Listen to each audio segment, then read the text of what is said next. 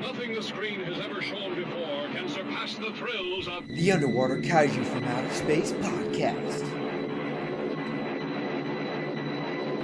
Created from an atomic fireball hurled from outer space, The Underwater Kaiju from Outer Space podcast. Threatens man's very existence on Earth.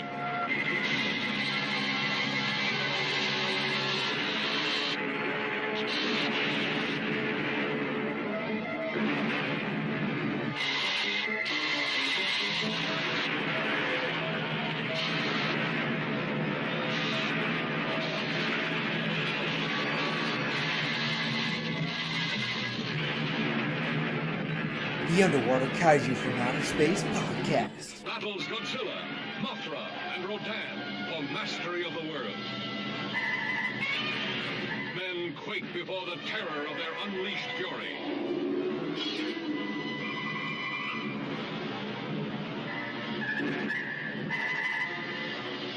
All new, all never to be forgotten. A new high in Visions from Monsterland.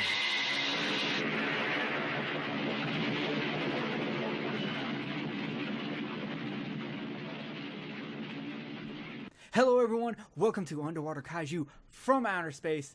My name is Jerry, and joining me is the Gazora himself, 10 out of 10 Derek. Hello there.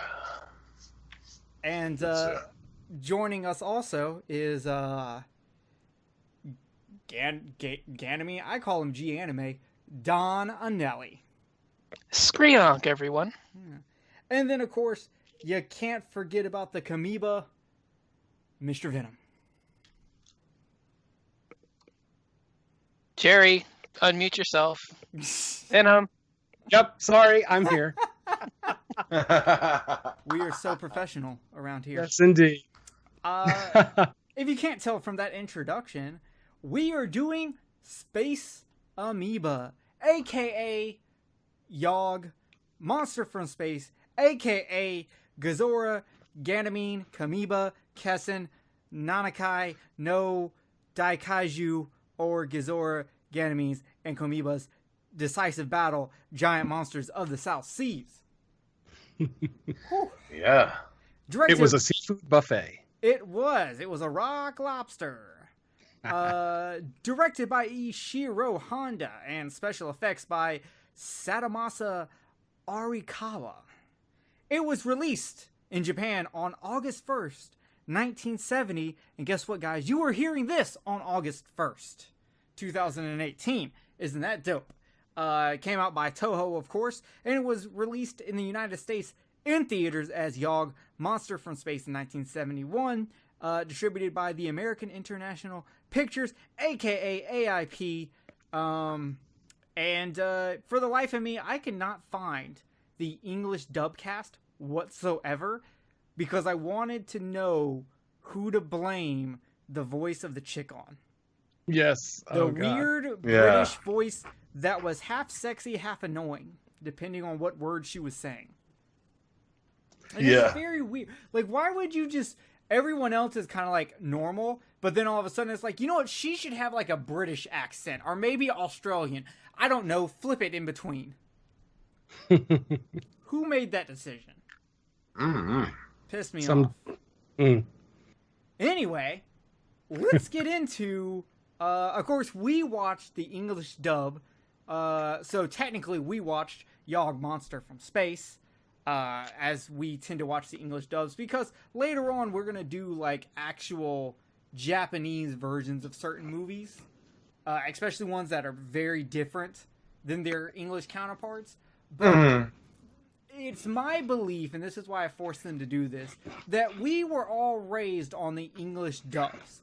Therefore, I want to review the English dubs. And if you don't like that, well, I've got a space amoeba for you to meet. Me too. So, put your pants back on, please. So let's kick into this, and let's start off with Mr. Venom. Mr. Venom, what is something you love about Yogg, Monster from Space, aka Space Amoeba, aka 3 other weird names? Well, if you can love a movie for something that it doesn't have, I love this movie for the fact that there's no annoying children. Thank you, Toho. Okay. I get to have one kaiju movie where there's not a child that I just want to strangle. So God bless you. I can name a few for you. There's Rodan, My Giant Penis. No. No, that's not one. Okay. I'm not going anywhere near that one. Oh, well, don't worry. It's so big, it'll go near you. Yay. All right. So having no children is a plus here. And I can get behind that. I don't like fucking kids. Okay? I don't like kids and I don't like fucking kids. That's what I'm saying. Oh, God. Yeah, I'm just putting it out there.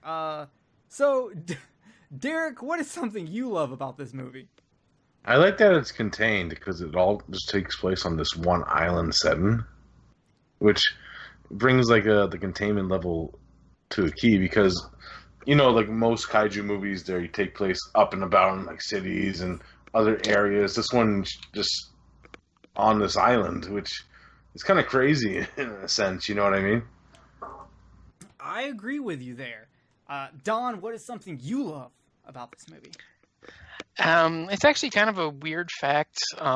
This is the first film Toho produced after the death of Eiji Tsuburaya. We can tell. And yeah, but they chose to do a film honoring him by making a film that he never really did in his career there. It's a South Seas Island film, and he never did the special effects for those movies. So they choose to honor him by doing something completely different than what he did with the studio. That makes sense. Yeah, exactly. So for me, one of the things I love about this movie is the Yog Monster from Space poster. If you haven't seen that poster, you need to Google it because holy fucking shit, it is great. But in all seriousness, I love this movie because this movie is so just shot out. Like, who wrote the script for this? Who sat down and was just like, all right, I want to take little things from multiple different kaiju movies and put them all together. I want a space alien that possesses people and possesses monsters, okay? You know that squid we had in War of the Gargantuas? Well, that octopus? Bring it back, but fuck it up more. Fuck Gamera. Yeah. We're gonna have a Kamibos. And, you know, I love Ebra. Everyone loves Ebra. He wasn't metal enough. Let's make him really, really Rocky. Sit him down, make him watch Rocky 1 through 4 while doing heroin and meth and steroids, and then bring him back. And we'll put all of that together and we'll create this fucking... Don, how do you pronounce his name? Gamines? Kamibas. No, not Kamibas, not the turtle. The crab. Ganame. Ganame. Ganame. Okay, I was just calling him G-Anime. It was easier for me. But I just thought, this movie is so fucking weird, and it's just one of those movies that you watch and you're just like, what the hell am I watching? But also, it has one of my favorite actors from Toho movies with Akira Kubo. I absolutely love that dude. He's in Matango as Kenji Mirai. He's in Destroy All Monsters. He's in Throne of Blood. That dude is just awesome. And anytime you put him in a movie, I am so down. But with all good, there's a little bad. So, Don, what's something you don't like about this movie? The way that they deal with each of the monsters, like, they're supposedly these big giant threats, and yet they're only on screen for maybe 10 minutes, and then they're dealt with and destroyed. Like, they don't really seem all that threatening and impactful, other than Gizora. I mean, you know, Kamebas is dealt with in a pretty easily manner, and then Ganame is practically wiped out in 5 minutes. Yeah, it is kind of like, oh, big bad monsters, oh shit, bats. Why do these monsters have the same weakness that Ace Ventura does? Yeah. Like, I don't get it. So yeah, I can understand that. Derek, what's something you didn't like about the movie? I know this because I actually did research on this. Some of the special, like the cuttlefish suit effects, are kind of goofy looking. I know that Akira was kind of rushed because I was reading research in the book Mushroom Clouds and Mushroom People, the fantastic cinema of Ishiro Honda. He was saying pretty much that after Subaraya died, they let Subaraya have his time to do his special effects, but after he died, they are rushing them to get the effects more out there. So you can see the effects are a little more cheaply done in this one, per se, like Destroy All Monsters. Definitely. We'll get into that once we get to the monsters. Mr. Venom, what's something you didn't like about this movie? Honestly, I could just reiterate this. A lot of things that have already been mentioned. The writing is very weak. The acting is not great. And I genuinely hated the cel-shaded special effects in this movie, specifically the tentacle wrap. Yeah, the tentacle wrap, and then also the spear. Did you notice the spear that was shot? That was basically a cartoon. Yeah, those two effects really took me out of it. Like beyond laughter. I mean, I lost it. It was just so outside the realm of reality that it's just. I would have rather had the lumbering, goofy rubber tentacle that's painfully wrapped around somebody rather than that cartoon effect. But yeah, that really didn't work for me at all. Oh yeah, like. One of the things about, even with the actual tentacle that wasn't that weird cel-shaded shit, but the real one, I was like, come on, y'all have done these tentacle wraps before, and they looked fantastic, like in War of the Gargantuas. But in this one, man, it just looked awful. My actual biggest problem is, you know that saying, don't reference a better movie in your bad movie? Yes. They kept using the song from King Kong versus Godzilla in this. Yeah. And I know that because my fiance at one point just walked into the living room and started doing the dance because she knows the dance because I've made her watch that movie like 200 times. Because in case you guys didn't know, King Kong versus Godzilla is my personal favorite Godzilla movie. We do. I fucking love that movie. That is my favorite one to just sit down and watch. But nonetheless, because they kept playing that over and over and over, it just made me want to stop this and watch King Kong versus Godzilla. And that was a problem. But it was, in general, I just kept comparing things in this movie to other kaiju movies. Whether it was the tentacles for War of the Gargantuas, whether it was the Ganimes, I'm going to keep calling him G-Anime. G-Anime and Ebera, Kamibas and Gamera, I just kept, and I love the South Pacific kaiju movies. In fact, I usually like them because I usually enjoy the human story so much in those that I don't care as much about whatever the monsters are doing. Like, I love Godzilla versus the Sea Monster, especially the Mystery Science Theater version. Yeah.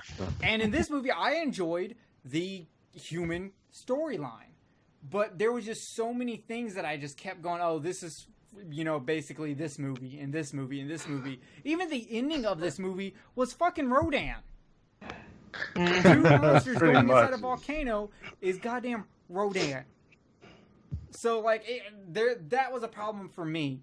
Now, don't get me wrong, I still enjoy this movie. I think this movie is while it's definitely a lower quality kaiju film, it is definitely super fun. There's so much fun to just be had in this movie. But let's get into the monster design. And first up with that is Yog, a.k.a. Gazora, which even in my English dub, they never really said Yog. They still said Gazora. I don't actually remember hearing the name Yog anywhere. But I guess Yog is the name for the mist that came from space. I don't fucking know. Oh, the space glitter?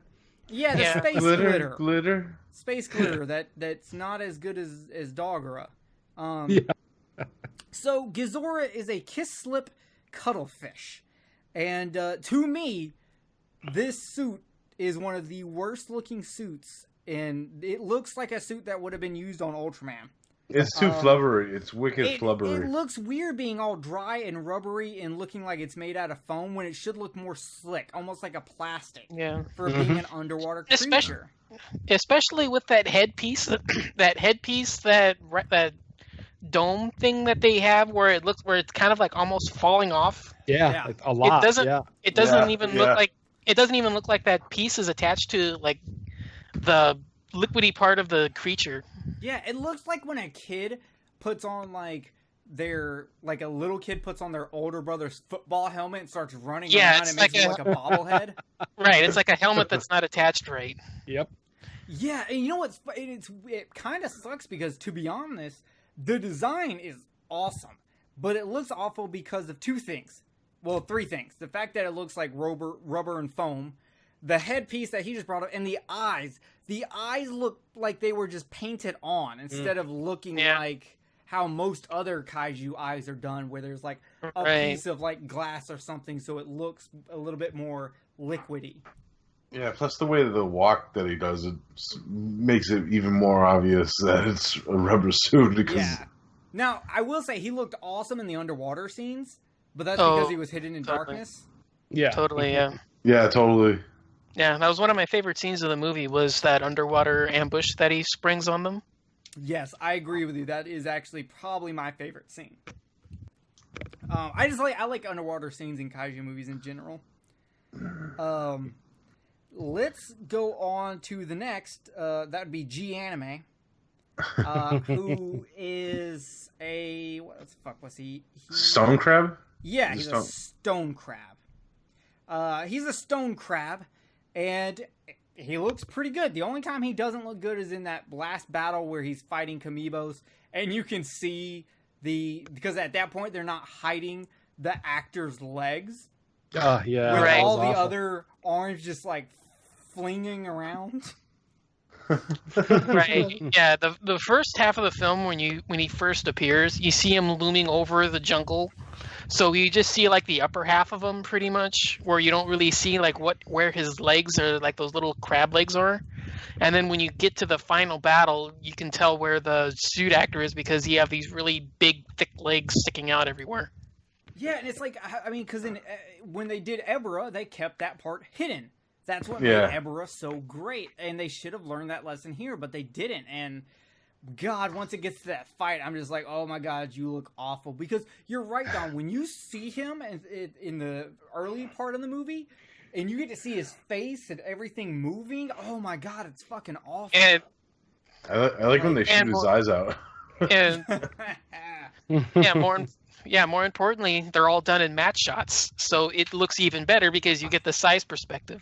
Yes, I will say there are a lot of good matte shots in this movie. Like, even like simple ones, like one that I actually thought was great that harkened back to a previous one, when Gazora goes back into the ocean and they show those matte shots of the sand where he was walking. That reminded me of 54 Godzilla. Same thing, man. I had that exact same thing noted. Yeah, and it looks wonderful, and I love it. I'm like, oh, guys, see, you did one right. Your reference was good there. But, anyone got anything else to say about Mr. Stone Crab? He's my favorite design out of all of them, but I think it's hard to do like these type of creatures on land. Agreed. Yeah. Because the Kamiibos which is a turtle, but it's called a muta, or a muta, M-U-T-A. Look it up. I think Kamiibos is the best looking suit, but that's also because he's the easiest to do. Right. Yeah. That's my thoughts too. Yeah. Mm-hmm. Yeah, because it's much more of a traditional turtle.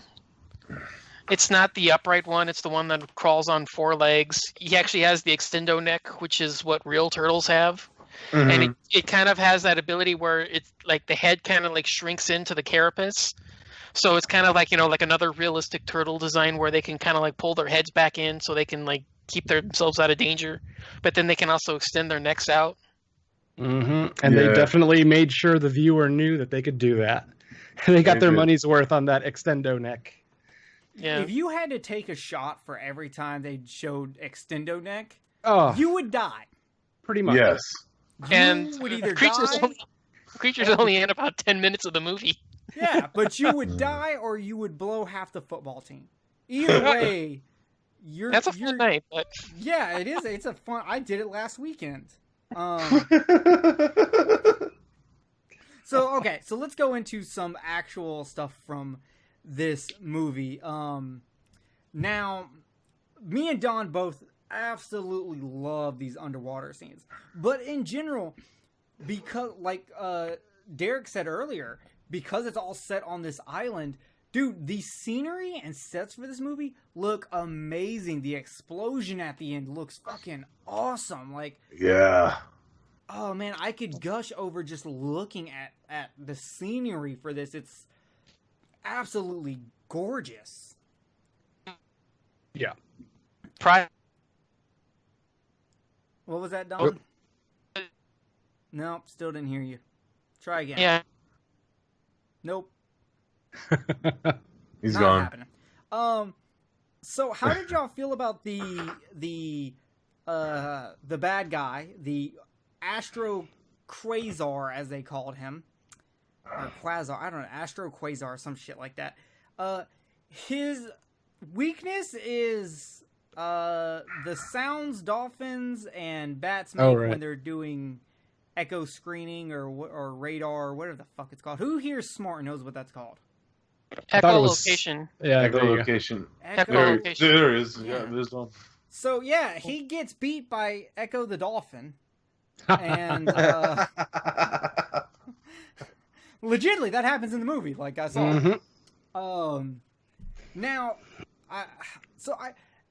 was this anyone's first watch? Because I know this is a bit of a mine. harder. It was your first watch? Mm-hmm. Mine too. Wow. Oh, okay, shit. Because I know this is a harder movie to find. Yeah. Especially since the DVD is long out of print. It's like, what, a $40 DVD now? Which isn't that bad. Ooh. But still. But yeah, it is a harder movie to watch. I didn't see this until probably 5 years ago, I think, is the first time I got to see this movie. How about you, Derek?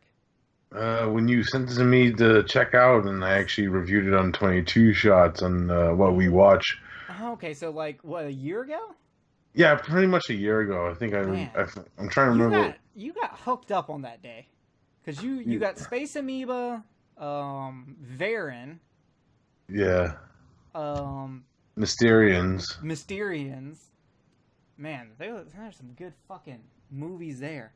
Well, it depends on which version of Varen. But still. Yeah. So does anyone have anything they want to shout out for this movie? Something that they just want to talk about? The one thing for me that I love, especially going off of what I said earlier about the South Sea setting, was the miniature work for like the model huts that they have. Because it's, you don't have to worry about the cities, doing the cityscapes and all that. You have like a different scale that they can construct them in, so they look a lot better. Especially, like I said, that rampage with Gazora when they spring the trap on him. Mm-hmm. Agreed. I dig that. Derek? Everything that they said about like the negatives about the story being predictable, I actually do like a lot of like the character development in this film. Like the main characters, it is a predictable story though, like going point A to point B pretty much. But there's some good character development. I like the characters of the scientist and Akira Kubo Taro, that's the name of his character in the film. I like them. And Obata is a very interesting character because he's like a spy that gets transformed into like this space amoeba creature.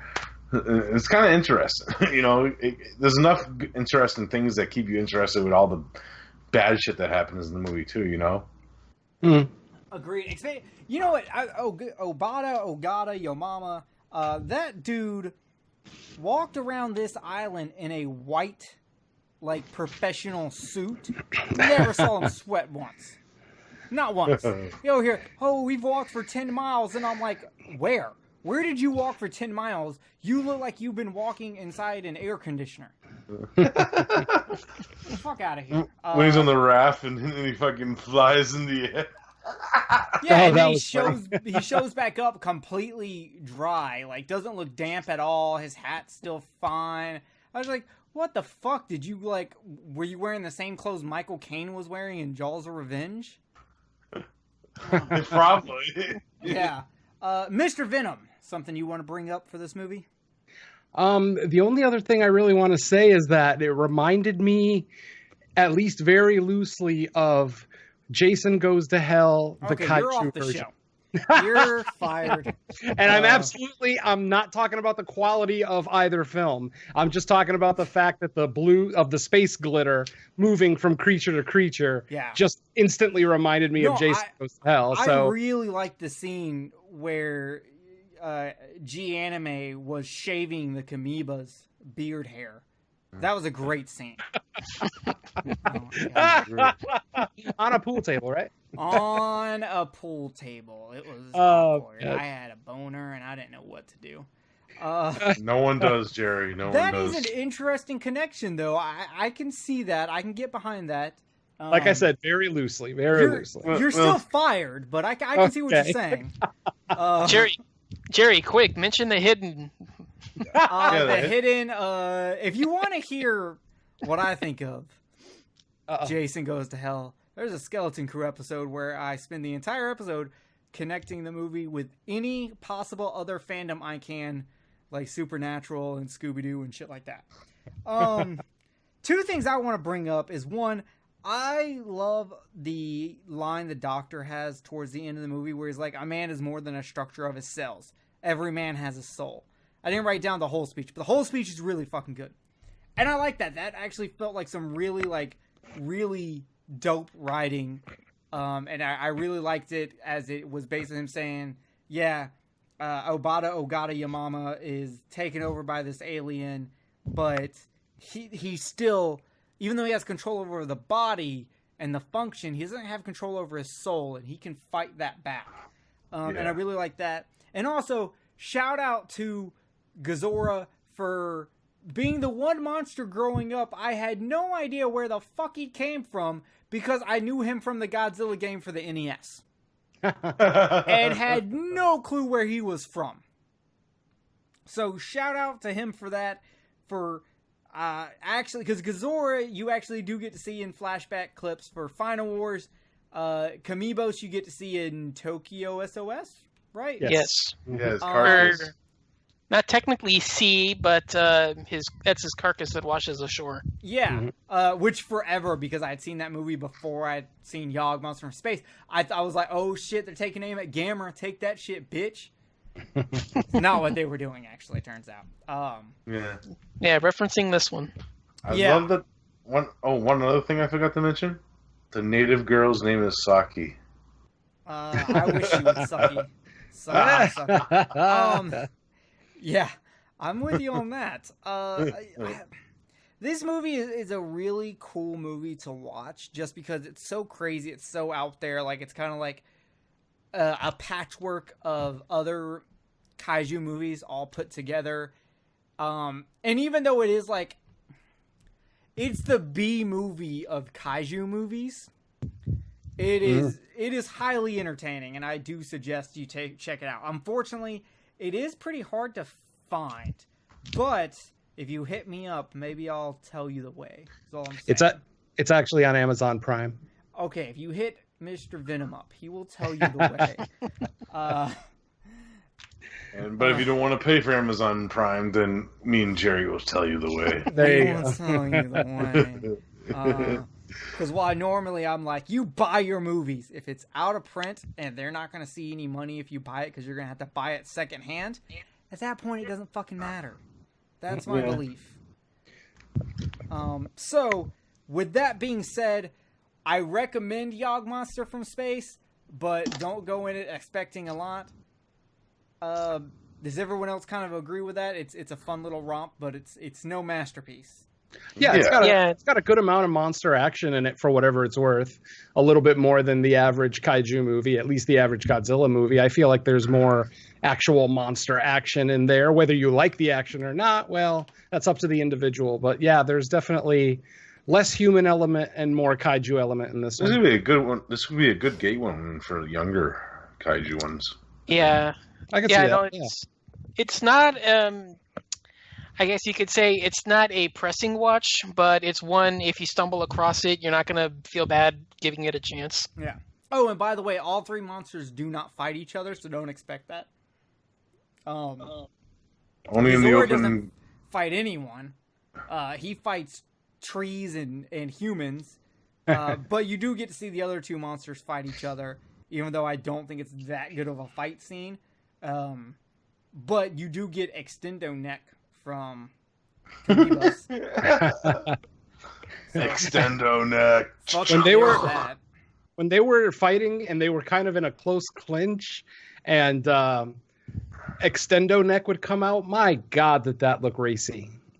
Did anyone? Am I the only pig on the show, or did anybody else catch that? When he would extend his head into Ganymede's crotch, exactly. Like, oh no, stop that! It did kind of look like the penis monster from Romeo and Juliet. Thank you. Yes. Look, kaiju monsters need love too, Craig. Oh my God. Okay, so that is Yogg Monster from Space, aka Space Amoeba, aka a bunch of other fucking names. So with that being said, it's time to move right on to another episode of Ultraman. Episode 5, Treasure of the Miloganda, which came out also in August, but it came out August 14th, 1966. So both these movies came out in August in Japan, and this episode's coming out in August. So, I mean, it's like it was meant to be, guys. It was meant to be. It's almost like a theme. This movie is kind of like if Biollante met up with Little Shop of Horrors, basically. I was thinking more of like if one of the H-Man fucked the green slime. Okay, I can get behind that. I saw you watch the H-Man the other day, by the way. Yeah. Mm-hmm. That's a good one. Yeah, it is. There's another movie that's like the H-Man they did. Secret of the Telegian. Yeah, that one's not available on fucking in the U.S., is it? I used to have it, but it wore out, and I've never been able to find a new copy. What did you have, a VHS? Yeah. Yeah. I gotta look into that, see if I can find it. Yeah, it's not bad. Because that is one I actually have not seen. Yeah, it's not bad. This is going on maybe a 20-year gap in viewing, but... Yeah. Because I haven't seen it. I haven't seen the one that involves the giant walrus. Was it Gorath? Gorath, yeah. I haven't seen Gorath. But I have seen most of the other ones. I've seen Latitude... I actually own Latitude Zero. And I've seen Atragon and shit like that. And funny, I've seen Gorath, but I haven't seen Magma because I saw the American cut that removed it. Oh, damn. All right, so we start this with a green plant monster spraying green stuff all over this guy's face, and I had to check and make sure this was Ultraman and not some weird hentai. And then it goes into a shadow of the monster eating them. And I love this because this is something you see in a lot of old black and white movies where they would hide the graphics by cutting to a shadow. And I've always loved this technique. And I always thought it looks good. And I want to say this now. This episode really got saved by the filmmaking techniques used because... It is not that great of an episode story-wise, but the film techniques are amazing. Like, this feels more experimental, and it feels more... If it was filmed different, it feels more like a movie than a TV show. Did anyone else get that feel? Same I got a little bit of the vibe, too, yeah. So I love that. I wanted to bring that up. Then the monster attacks the scientist at his desk. This is Dr. Yamada, who's famous for breeding exotic plants. You know, that botany shit. So, of course, Science Patrol is contacted to figure this out. So Arashi and Ito, they're going to go check out the science office. But we're going to follow Captain Murata and Hayata go to the car wreck. And at the car wreck, they find green slime that Derek mentioned earlier. Yeah. And they can't figure that out, so then we jump back to Arashi and Ito, who are checking out the, what's that place called? I think they just call it his laboratory. Yeah, but it's, I know, it's greenhouse. like a greenhouse, yeah. Yeah, there we go. And they see a giant carrot, which I guess is cool. I didn't know this was Willy Wonka, but sure. But then they find a hole in the ground, and then they find out that a rare plant disappeared, and the mystery's getting good now. And then they find out that the substance is kind of like a snail, but the green stuff is chlorophyll, so it's not an animal, but it can't be a plant because the plant wouldn't have left the slimy stuff, and I'm confused as shit right now. And just when I'm about to be super confused, Arashi hits Ito in the face, and I'm back to this being funny. Slapstick! You saved the day. The fucking thing that he has on his head. Dude, I love Ito. Ito is the greatest comic relief ever. I'm sorry. So then we go to this black and white of this lady who was on the expedition telling the story of how they got lost on the island. And it's all black and white until they find the red and yellow plant, and that's in color. Once again, that awesome film technique. Yeah, very experimental, yeah. Yeah. Then she gets caught from some weird plant that's going to eat her. I thought it was trying to fuck her. I thought it was like humanoids from the deep. Not the case here, guys. It wanted to eat her. I wouldn't have blamed her. I wouldn't have blamed it. I would not have either. I'll give you that. So it turns out that they think the plant reverted back from that beautiful flower back to this fucking seaweed-looking thing. Because it was taken away from the special water from the volcanic area that's radioactive. And it's killing those people because those people drink the water that it needs. So the only way it can get that water is to attack them. But wouldn't they have pissed that water out by now? Or would the radioactive properties stuck around? I don't know because I don't understand radioactivity in movies. I don't know. Well, you figure you have to let it decontaminate. To bring up this, bring this subject up, how long it took for people to move back into Hiroshima and Nagasaki after they were bombed. So you figure there's going to be some lingering residuals after the fact. Yeah, I guess that's a point. That's a good point. I'm just picturing these people pissing, getting fucking prostate cancer from radio. Oh my god, they start pissing and it starts pissing green. Yeah. What movie did that? What movie did that where the guy was pissing and it turned green? Fuck it. Any trauma one? Anything? Yeah, from trauma? as I say, it's almost a trauma anything, movie. Yeah. It's anything from Nukem trauma. High. Yeah. Anything from trauma? I mean, the Toxic Avenger did it. Yeah. Anything from trauma? Almost anything from trauma. Yeah. I don't ever want to piss and it changed color. Like I was watching Wolf Cop the other day and he started pissing and then it turned to blood and then his penis skin broke off as it became a werewolf dick. Mm-hmm. Then he got down and dirty with that werewolf dick. He did. He got down and dirty with that werewolf dick. So anyway, Ito is going to protect this hoe. But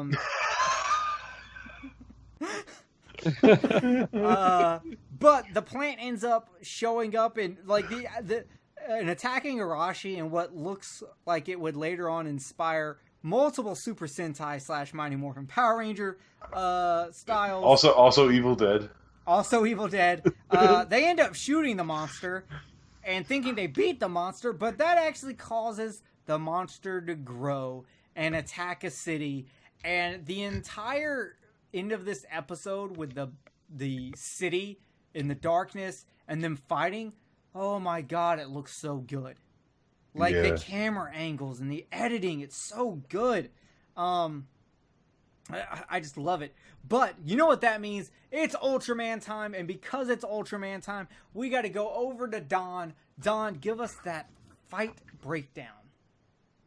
Okay, so since we've never mentioned it before, I'm going to be referring to this monster as Green Mons. Oh yeah, its name is Green Mons because that's the stupidest name they could come up with.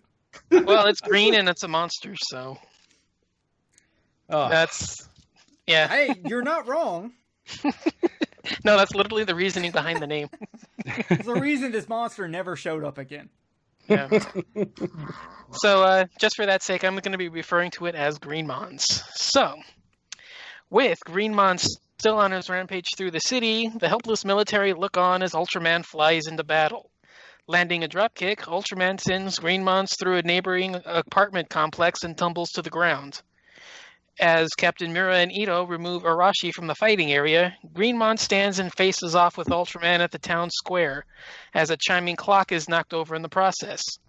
Spraying its green mist, Ultraman is overcome by the attack and staggers back, prepping himself... Overcome? He took it to the face and he's overcome. Shooting green jizz all over his face. Oh my god. Oh, I love when Don fucking does these. Continue, Don.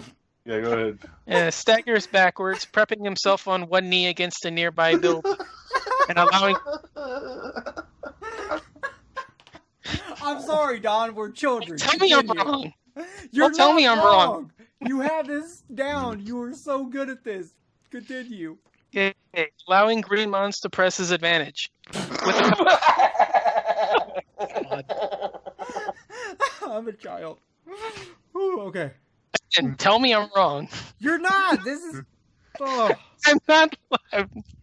Okay. With the color timer starting to blink, Ultraman stumbles to his feet but can't square up against Greenmons and collapses again in the middle of the city. With one last burst of energy, two specium blasts light up Greenmons and it burns into plant mush. Plant mush. Oh, God. And then we have the Science Patrol leaving as Ultraman flies off, and Ito once again goes, "Where the fuck is Hayata?" He's gonna learn. This episode does end kind of abruptly, though. It almost feels like they forgot the ending. Mm-hmm. Yeah, it does seem that way. And if you're watching the Mill Creek version, do not be alarmed when it suddenly switched to Japanese. That is because in the Mill Creek set, any scenes that were not dubbed into English will get put in their Japanese form. Usually it will automatically turn on the English subtitles for these parts, but I have noticed sometimes it does not. Usually those scenes don't mean anything anyway, so it doesn't really matter. But if you are watching the Mill Creek set, that does this is the first time we see that happen with this episode. Mm-hmm. So all in all, the storyline for this one, kind of meh, but the filmmaking makes up for it greatly.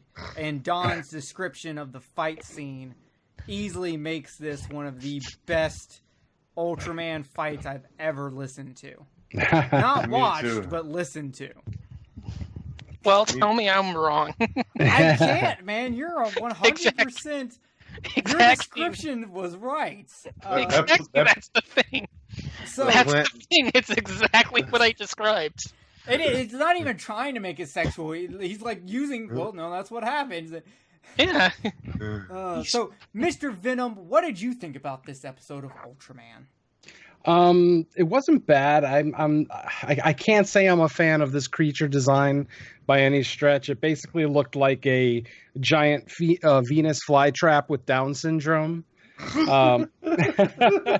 Which actually added to the entertainment value, in all honesty. So yeah. I genuinely enjoyed the episode. I thought it was weird that it had like 2 or 3 weird yellow vaginas on it. A little bit, yeah. Yeah. I had a question about the very first kill. Are we, because of the shadow effect that we get, is it implied that he was eaten by the monster? Yes, that's my assumption. Or yeah, that's because they never find the body. That's the thing, because they only find, because with him and the professor at the beginning, they never find the body. They only find the remains of the crime scene. Mm-hmm. So yeah, I had always assumed that they were like absorbed or eaten or like integrated into it. Okay, that makes sense. Yeah. Absolutely. Yeah. And then I just had one last question, and that's now. Ultraman, when he is in his Ultraman form, has the ability to travel through space. So I assume that means he has some kind of respiration system in his mask. Why is it that the creature's green mist affected Ultraman? Did you notice that? Like, he sprayed the mist at him, and instantly Ultraman, looks like he's struggling to breathe, maybe it can seep into the pores on his suit and get to him that way, like seeping in through his actual skin instead of breathing in. The way he grabs. I'm saying the way he reacts, he grabs his throat, and it's kind of like suffocating him almost. Because when you see him, he's trying to catch his breath. He rests on the building, and then when he gets up, he's kind of stumbling around like he's struggling to breathe. Right. So it's kind of, I had always imagined it to be kind of like a suffocation effect, like it's actually like closed off his. Yeah, like maybe like closing it off or something. Okay. Second theory. He can hold his breath for a really long time, and so when he's in space, he just holds his breath. But because he wasn't expecting to get sprayed in the face, he breathed it in, not realizing what it was, and so it did affect him.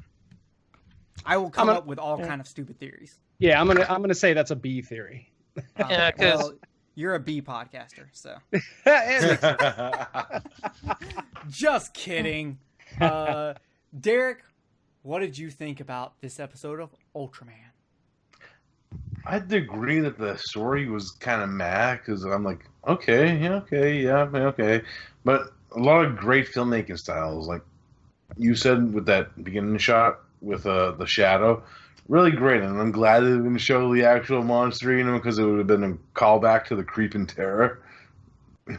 Wow. The carpet monster. It would have looked like that if they actually did show the monster actually eating somebody. Oh, God. But I'm glad they didn't show him actually eating him. It was a shadow. So I did like that aspect. It brought back the old school, like, horror movie feel to it.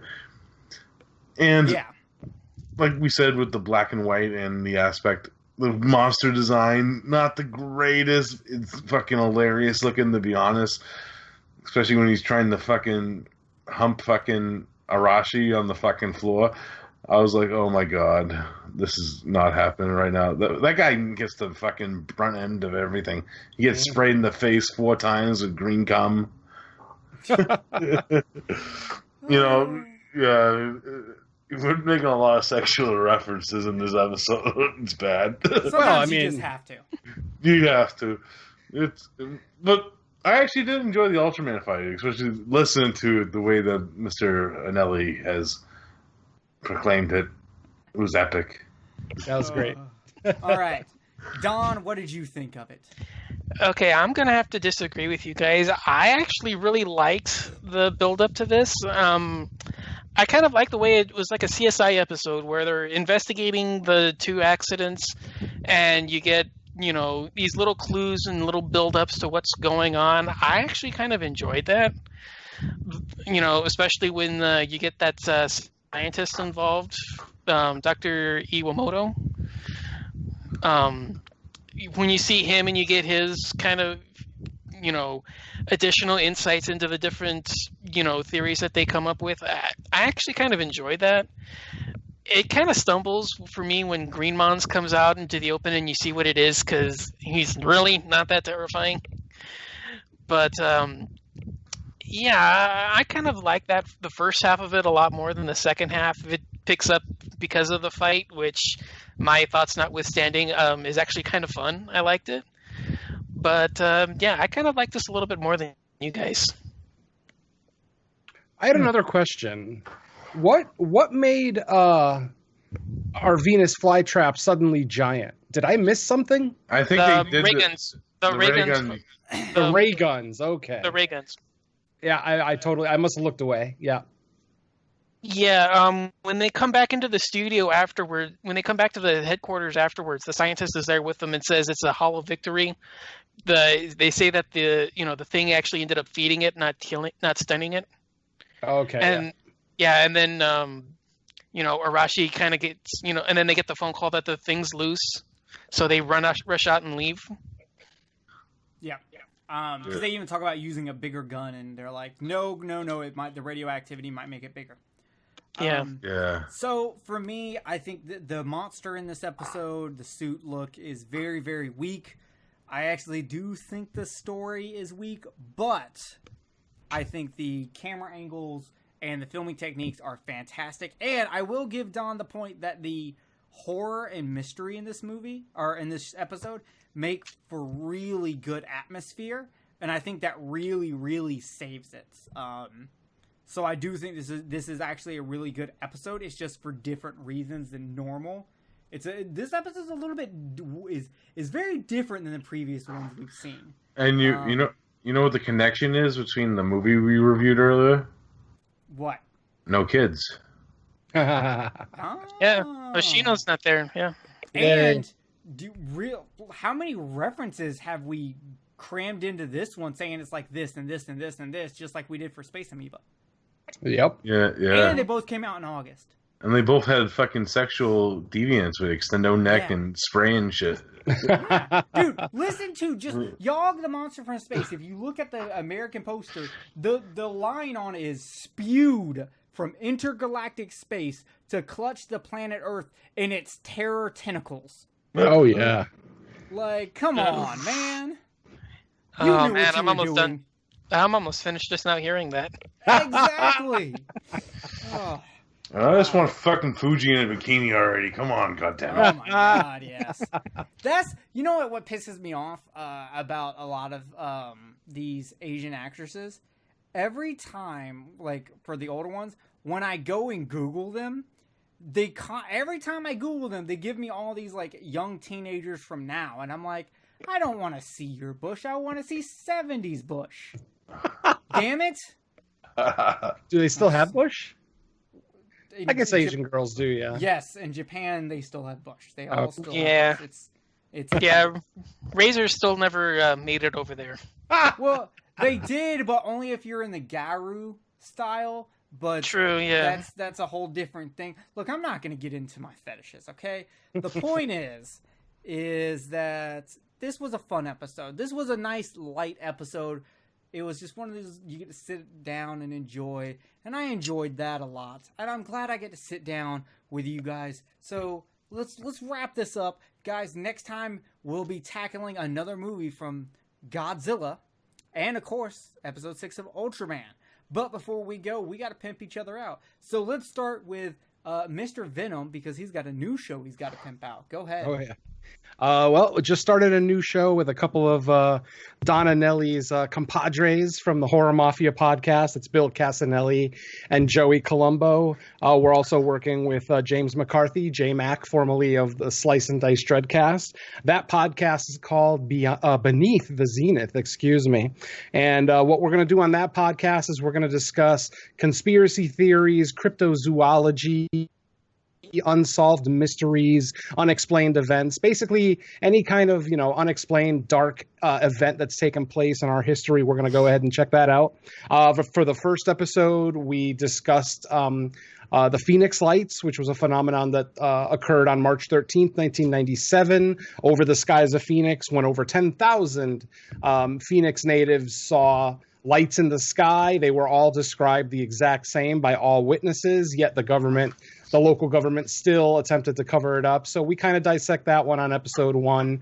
And then we also discuss a couple of one movie and one documentary based around the Phoenix Lights as well. So we're not completely abandoning movie reviews so much as we're not really reviewing the movies so much as we're just kind of discussing, how they tackle the subject matter. So that's Beneath the Zennith.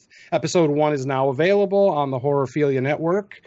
And then you can also hear me on the Horrorcast, which is back from its long hiatus. We just released an episode for a couple of classic 60s movies. One is I Am a Teenage Werewolf, and the other, I Am a Teenage Frankenstein. So check those out.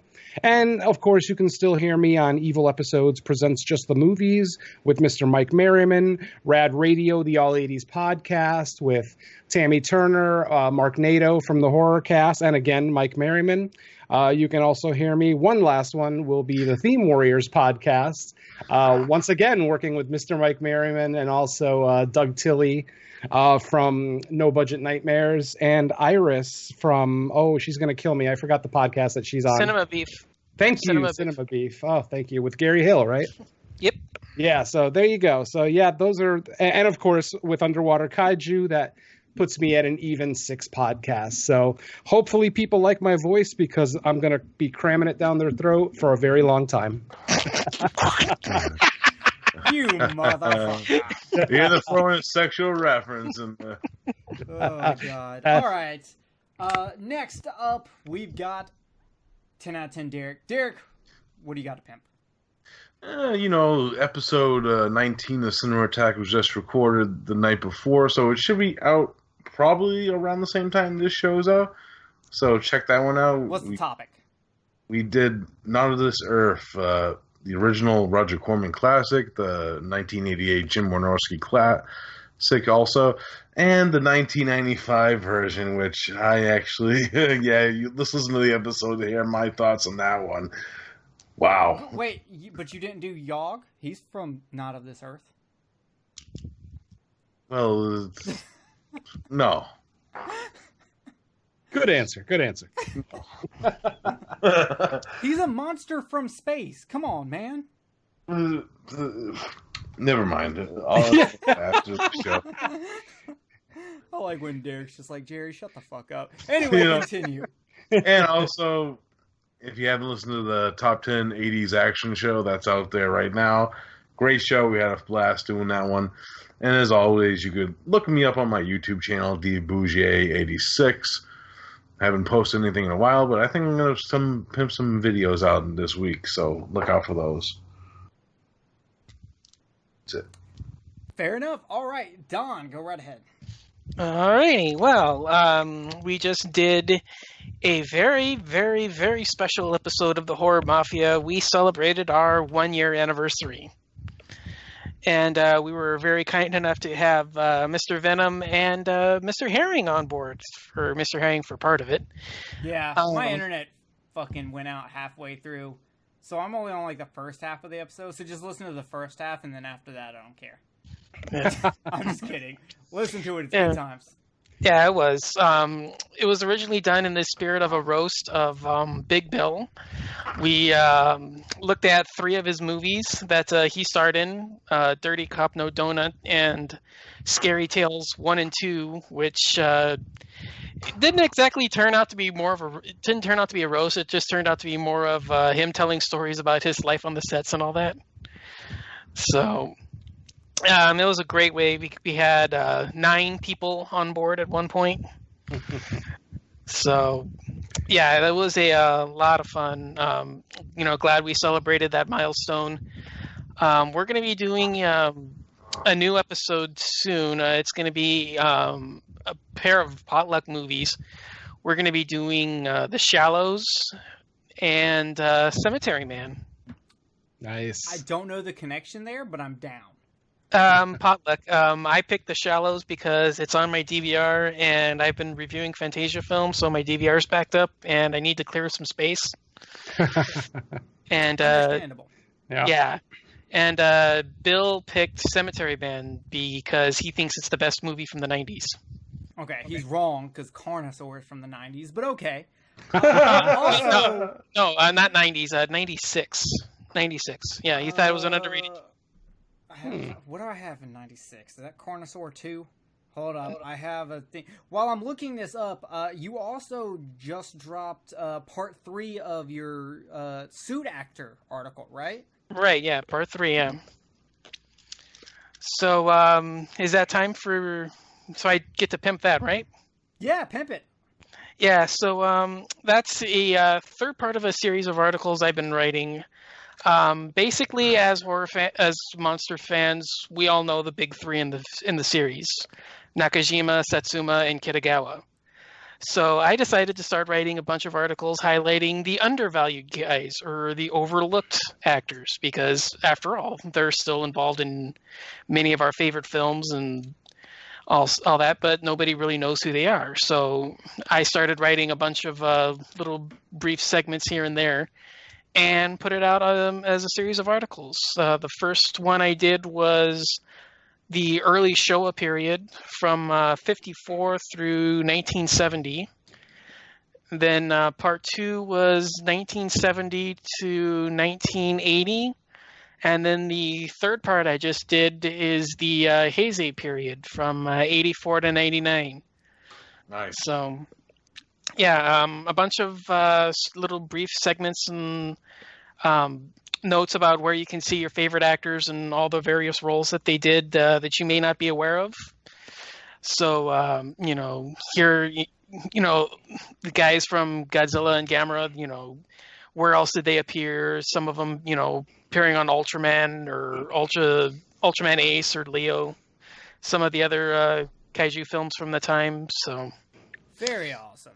So check that out, guys. Also, you can tell Bill the best. There's only one movie that is the king of 1996, and I think we all know what that is: The Frighteners. Yep. I tried to tell him, but he said Cemetery Man. So I don't know what I'm gonna do with that guy. Okay. So I guess that leaves me. What do I do? Do I do anything, guys? Kill the cast.